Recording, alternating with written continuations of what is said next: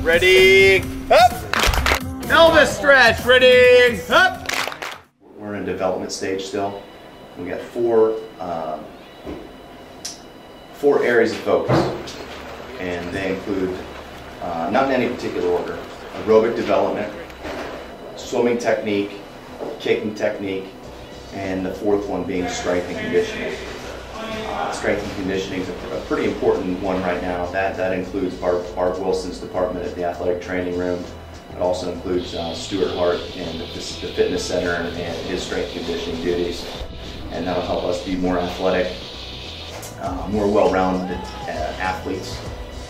We believe it's going to help us with some injury prevention, and most certainly the performance enhancement's a huge caveat to that. So those are the four areas we're going to focus on for the next few months.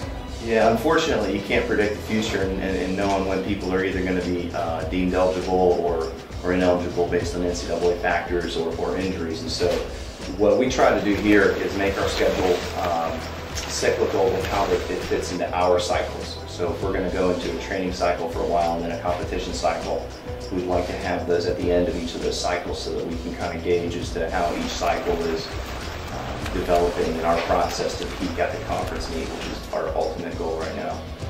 So we've scheduled, obviously, it's not too hard to find top 10 teams in the country when they're all in our backyard. So we're of the belief that iron sharpens iron, and that competition prepares for training. So scheduling all these teams is really good in our development for racing well at conference and at NCAAs. It changes every year.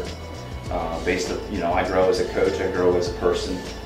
Certainly we're very blessed to have a coach of Devin's caliber. Not only does he have a really good grasp on the X's and O's, but he's got a very good demeanor about himself. He's firm and he's fair, and he's got a knowledge to be a coach in terms of he is a quench. He wants to quench that thirst, and he obviously wants to coach and become a head coach, and he's doing a great job of learning everything and being a really good assistant. My son is 22 months old, and that's the average years of age that we're coaching here is 18 to 22. And so being a father of a child of that age, there's a lot of similarities.